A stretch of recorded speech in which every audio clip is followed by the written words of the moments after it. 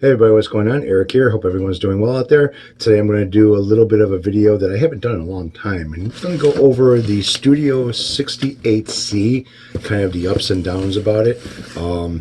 Yeah, so stay tuned for that.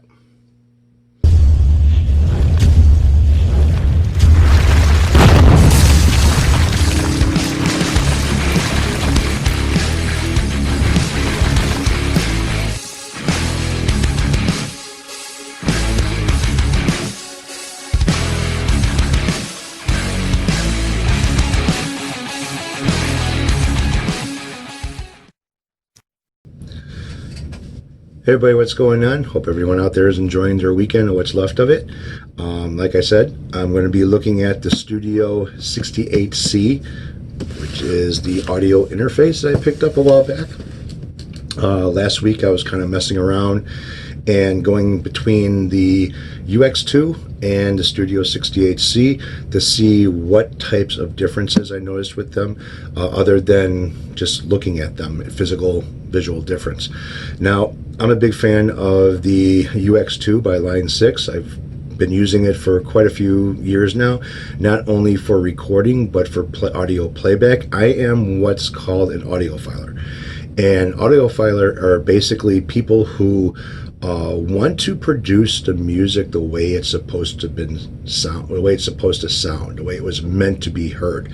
So, meaning that all of my audio equipment, as far as what I have for audio video, is high-end stuff.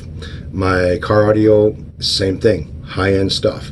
This way, whatever I'm playing back, I can produce the sound without having to add a lot of bass, without having to add a lot of mid-range, without having to add a lot of highs to it.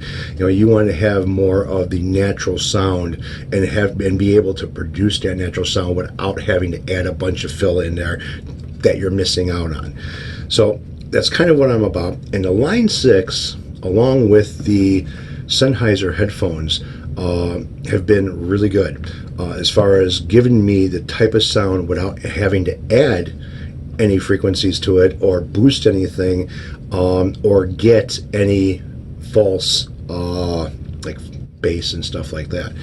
Now, these guys here, which I have to say, yeah, these here are the CCA headphones. Okay, these are the in-ear monitors, and I kind of picked them up as a joke, tried to see exactly what they were about and shit. Now, the construction of them are very nice. Okay, I have to say the construction is nice. They are comfortable to wear. They are lightweight. You see some of the traits from higher end in-ear monitors with these, so like the removable wires. But the rest of it is pretty much, yeah, you know, the drivers that are inside these things, and you'll find better quality in higher priced in-ear monitors, and I would recommend getting higher priced in-ear monitors. These things here, I think these cost me like 25 bucks on eBay, brand new, in the box, everything else. And yeah, I wouldn't give up my Sennheisers. Now, being an audiofiler, and like I said, wanting to have the something that can produce sound the way it was meant to be heard, without having add-ons and everything else, these guys here, they enhance low frequencies. Okay, now, in order for any in-ear buds or monitors to work properly, you have to have the right size rubber. This is not foam, it's actual rubber. I don't know if you call it a nipple or an ear, you know, an ear canal. You have to have the right one on here, which means that this has to seal inside of your ear in order for it to work properly. They're all like this. So if this is not making a real good seal on the inside of your ear, mid-range frequencies is going to be enhanced, highs are going to sound shitty, and you'll have no lows whatsoever. With the right size earpiece to fit inside your ear canal, these will kind of become a little bit of alive. All right, but they are fake lows. These enhance low frequencies, which is something that I don't want. The mid-ranges, it's not quite where it's supposed to be, and the highs are, yeah, they're not all that great either. So as far as having an in-ear monitor, I use these when I'm cutting the grass because they're kind of like sweat resistant. Okay, that's all these are good for as far as to me. I won't use these for sound quality, and I won't use these when I'm editing videos or working on videos as far as trying to hear differences in tones and stuff. I will use my Sennheisers, and if anybody ever says that those are better than a good pair of Sennheiser headphones, they're fucking nuts, or they need their ears checked. So anyways, back to the Studio 68C. Now, I picked this thing up quite a while back. I've had time to play with it a little bit and set it up on my computer and stuff. And I kind of went on the same computer back and forth with the UX2 and the Studio 68. So I can kind of get an idea of what I'm missing, what I'm gaining, and what the difference are as far as quality goes. Now, the one thing that I've noticed with the UX2 is that the dB meters, okay, they're analog, but they're pretty damn accurate as far as the way that they're set up. I have programs that I used to use for repairing cassette players.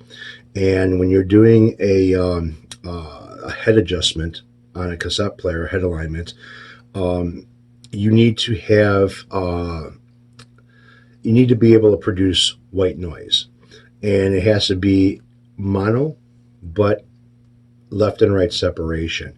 And in order to be equal, in order to set up your, because on the inside of a cassette player, you can actually readjust the output meters that a tape is producing, okay? So you can actually make it go into the red if you wanted to, or back it down if you wanted to. Well, there's a certain spot where it's supposed to be, and sometimes after time, the values of the electronics change a little bit, and maybe sometimes you'll have one meter that's a little bit lower than the other.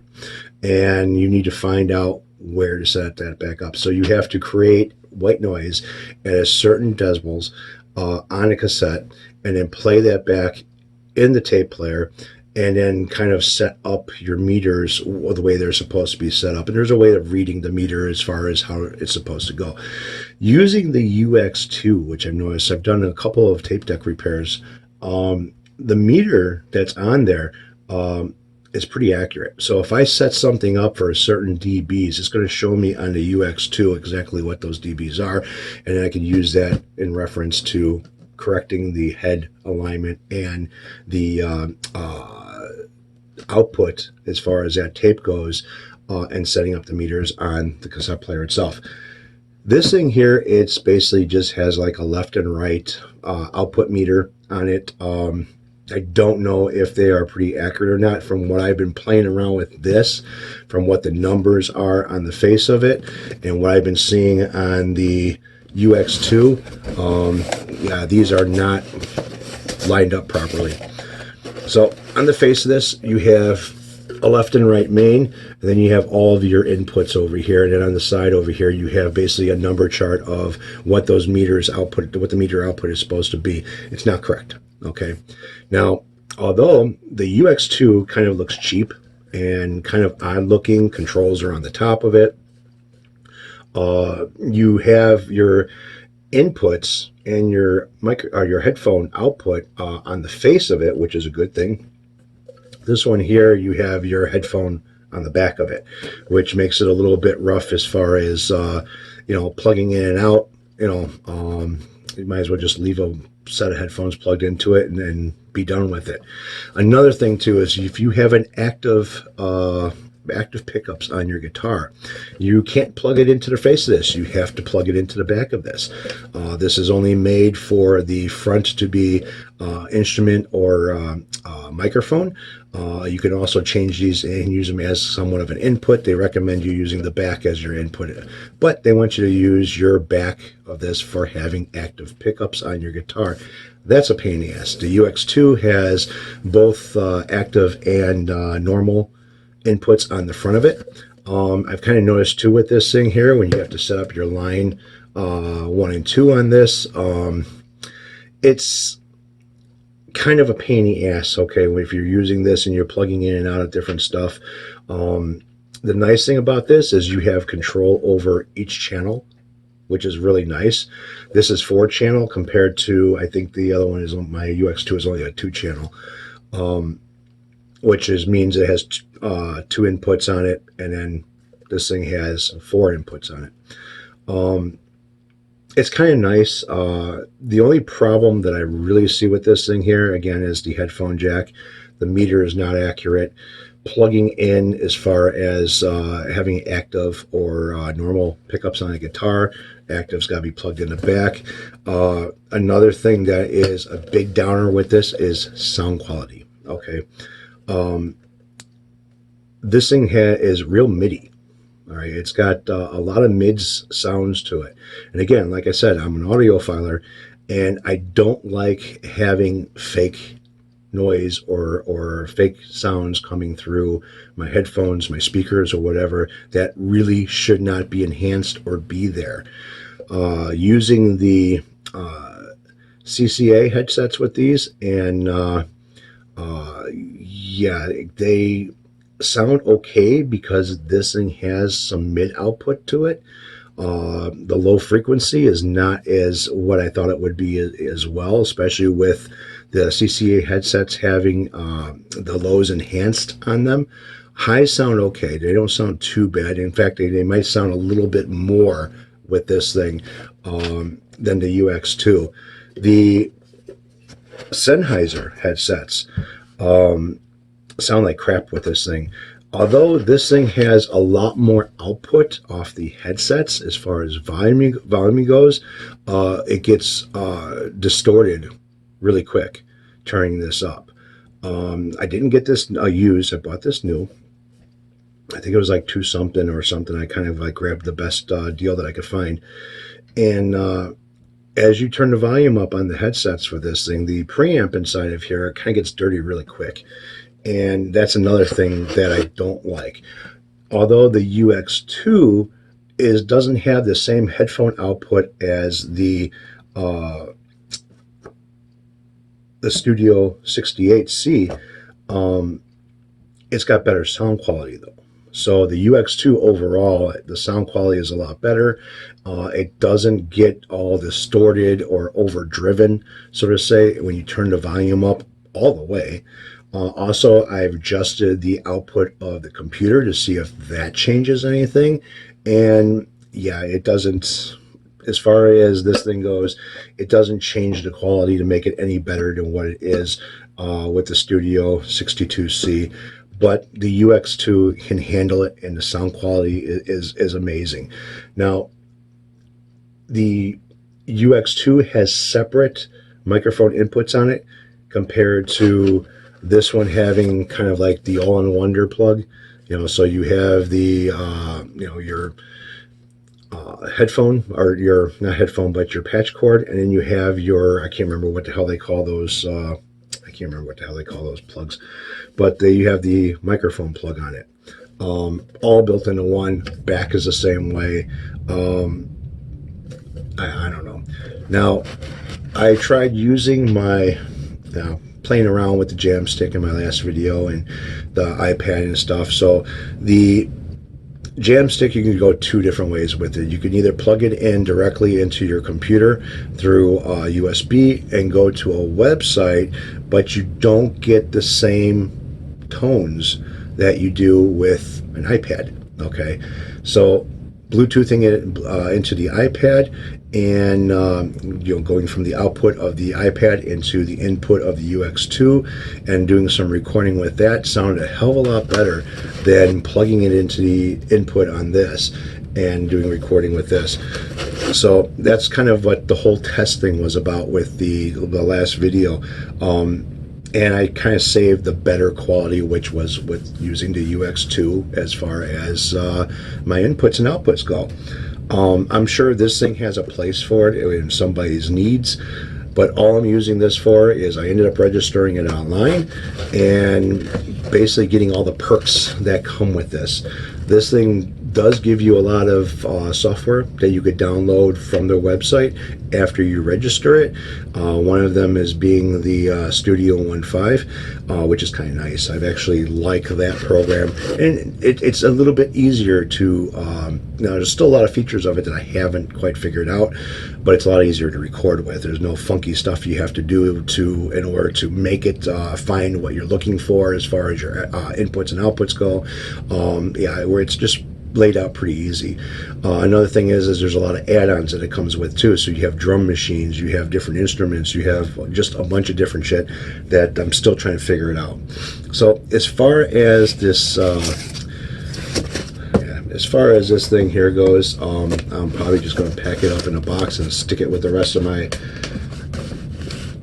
stuff, my audio equipment. I have a lot of car audio stuff that I don't use. Like I have a few equalizers or crossovers that are by audio control that I don't use or haven't been using. I'll probably stick this in with that stuff, and that's where it'll sit.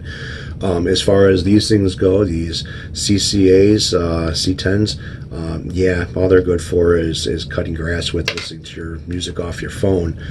But as far as the Sennheisers go, as far as the UX2 goes, the Line 6, I think I'm going to keep the same setup until I find something that's going to be a little bit better. Again, the UX2 is a good unit, but the problem is it just looks strange. It just looks weird. I figured between some of the reviews that I read about this, I thought maybe this thing would be like a better, but reading the goods and the bads, I kind of found out some of the bads myself through other people's reviews. Trying not to be putting, kind of like self-diagnosing. You look up something online and you have aches and pains. You look it up online, and all of a sudden you have those symptoms, and now you have that disease that somebody else is saying that you have. No, that's not true. So I tried not to do that with this, as far as looking at the reviews go and kind of checking out what I'm physically hearing myself, and then the other things that I'm having as far as just overall functionality goes, is plugging things in. How easy is it to access this? Going from one input to another input, plugging in headphones. How easy is that? The nice thing about the UX2, like I said, everything's on the front of it. The only thing that's on the back of it is kind of like a stereo receiver would have. You have your AUXs on the back. You have your speaker monitors out. You have a digital out. I think digital out or digital in. What is it? It's a digital out. Sorry. Kind of like a regular home receiver. So the stuff that you won't access as much is on the back. The stuff you will access a lot is on the front. This thing here, it's front and back. So, yeah. Anyways, that's my story. I'm sticking to it. Hope this helps out anybody who is wanting to purchase one of these Studio 68Cs.